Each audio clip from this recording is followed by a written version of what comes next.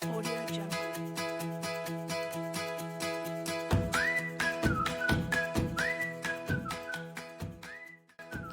Assalamualaikum warahmatullahi wabarakatuh. Hai, gimana kabar kalian? Semoga baik-baik aja ya di tengah pandemi kayak gini. Hari ini kita akan belajar matematika kelas 8 SMP.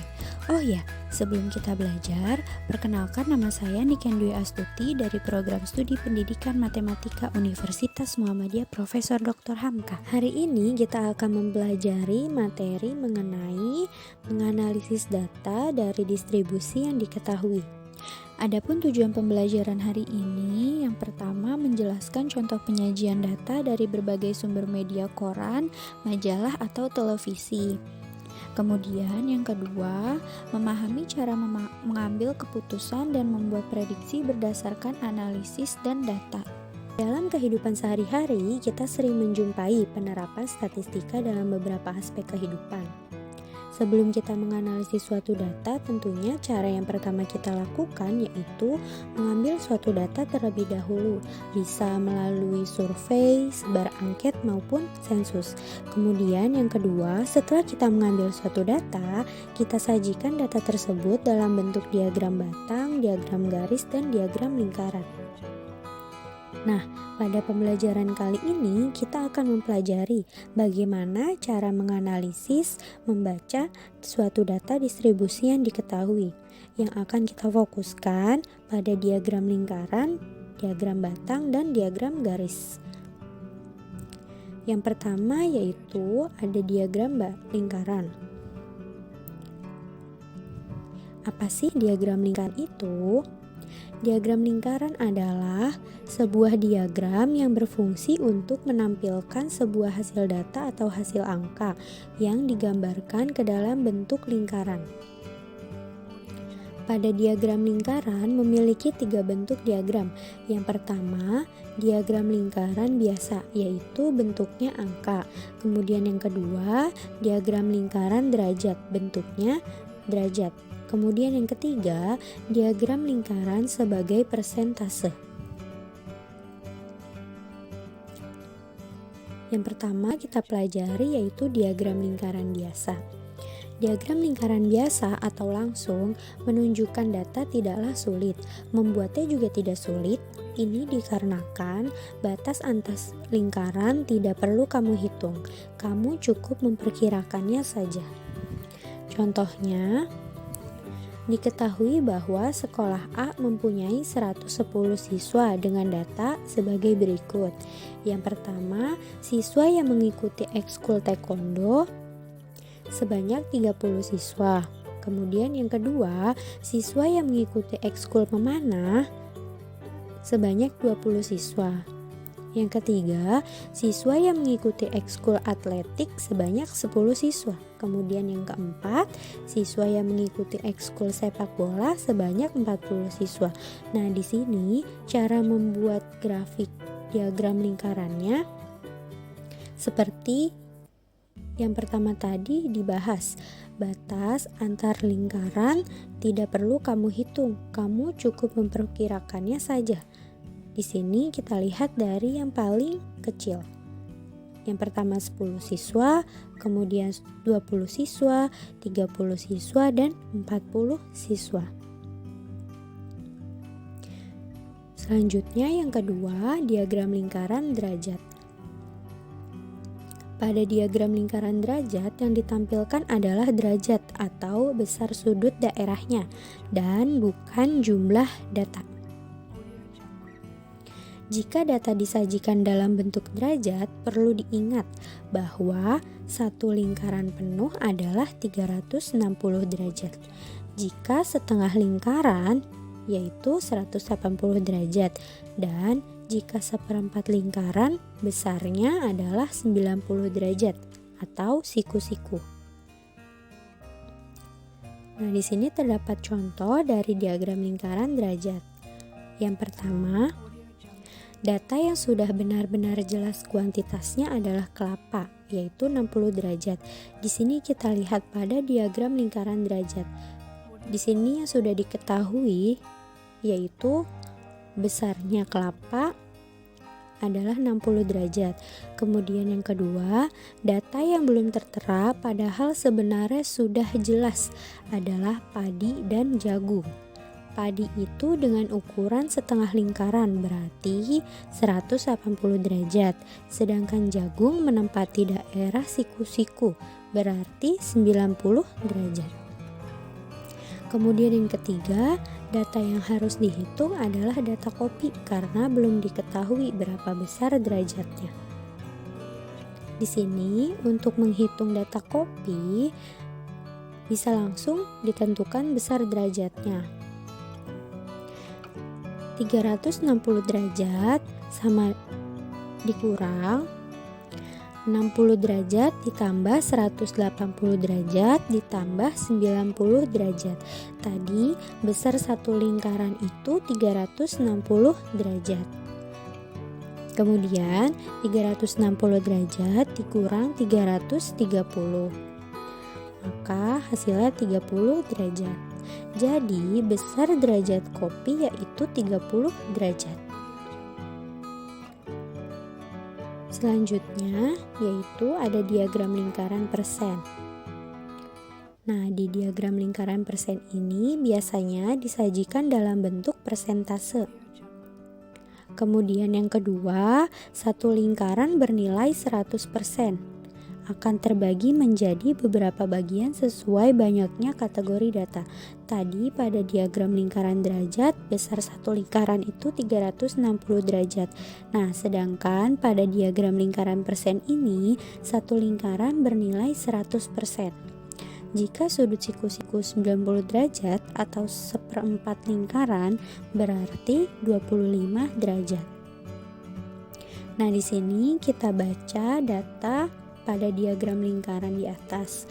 Pengguna internet Indonesia tahun 2016 paling banyak ialah orang berumur 35-44 tahun sebanyak 29,2% atau 38,7 juta dari 132,7 juta total pengguna. Dan yang minim menggunakan internet adalah orang yang berusia 55 tahun ke atas. Selanjutnya, terdapat contoh dari diagram lingkaran persen. Nah, di sini kita membaca diagram di samping. Yang pertama, persentase data yang sudah jelas pada diagram di samping yaitu sapi 20% dan kuda 10% yang sudah diketahui pada diagram lingkaran persen ini. Persentase data yang belum tertulis namun bisa langsung diketahui adalah domba karena terletak pada bagian sudut siku-siku 90 derajat atau 1/4 lingkaran berarti 25%. Kemudian untuk menentukan persentase daerah ayam, kita lihat luas ayam dan sapi pada diagram adalah setengah lingkaran. Nah, di sini ayam dan sapi menempati daerah setengah lingkaran. Setengah lingkaran itu berarti 50%. Nah, di sini sudah digunakan persentase sapi 20%. Maka sisanya dari 50% sudah digunakan 20%, maka sisanya 30% adalah persentase ayam. Kemudian yang keempat, menentukan persentase kerbau. Luas kerbau dan kuda adalah 1/4 lingkaran. Kuda dan kerbau menempati 1/4 lingkaran, berarti 25%. Nah, kemudian dari 25% ini sudah digunakan oleh kuda 10%, berarti sisanya 15% persentase kerbau. Kemudian selanjutnya yang kedua, ada diagram garis. Pada diagram garis, penyajiannya berupa area yang dibatasi dua hal, yaitu garis vertikal atau garis tegak lurus dan garis horizontal, yaitu garis yang mendatar. Pada garis horizontal terisi kategori atau pengelompokan dari data yang ada. Sedangkan untuk garis vertikal menunjukkan kuantitas dari kategori data tersebut. Nah, di sini kita membaca grafik dari diagram garis pergerakan rata-rata nilai tukar. Dalam pembacaan dan analisis grafik di samping, grafik pergerakan nilai tukar rupiah dalam rentang tahun 2011 sampai 2014 terjadi kenaikan nilai tukar rupiah. Dari tahun 2011 sampai 2014 terjadi kenaikan tukar rupiah. Selanjutnya, apabila terdapat dua hal atau lebih yang disajikan dalam diagram garis, maka garis dalam diagram dapat dibedakan dengan dua warna, seperti diagram grafik penjualan smartphone berikut. Dalam pembacaan dan analisis diagram garis pada grafik penjualan smartphone di samping, pada waktu 2017 Q4, penjualan Apple dapat melebihi penjualan Samsung. Nah, di sini terdapat dua kategori, yaitu Apple dan Samsung. Kita lihat warna dari Apple dan warna dari Samsung berbeda. Pada waktu 2017 Q4, penjualan Apple dapat melebihi penjualan Samsung. Oke, selanjutnya yang ketiga yaitu diagram batang. Pada diagram batang, komposisi grafiknya hampir sama dengan grafik garis atau diagram garis. Diagram batang ini biasanya digunakan untuk menampilkan data yang berupa kategori dan data tahunan. Kita lihat dari diagram batang di bawah ini. Diagram batang di sini menunjukkan hasil pemilihan dari ketua OSIS. Sumbu mendatar atau sumbu horizontal menyatakan nama calon ketua OSIS. Nah, sumbu tegaknya atau sumbu vertikal menyatakan jumlah atau banyaknya pemilih setiap bakal calon. Diagram di sini menunjukkan bahwa Nugi merupakan calon yang paling banyak dipilih, yaitu dengan perolehan 35 peserta. Sedangkan Abdul merupakan calon yang paling sedikit dipilih dengan perolehan suara 12%. Oke, kemudian terdapat jenis-jenis diagram batang.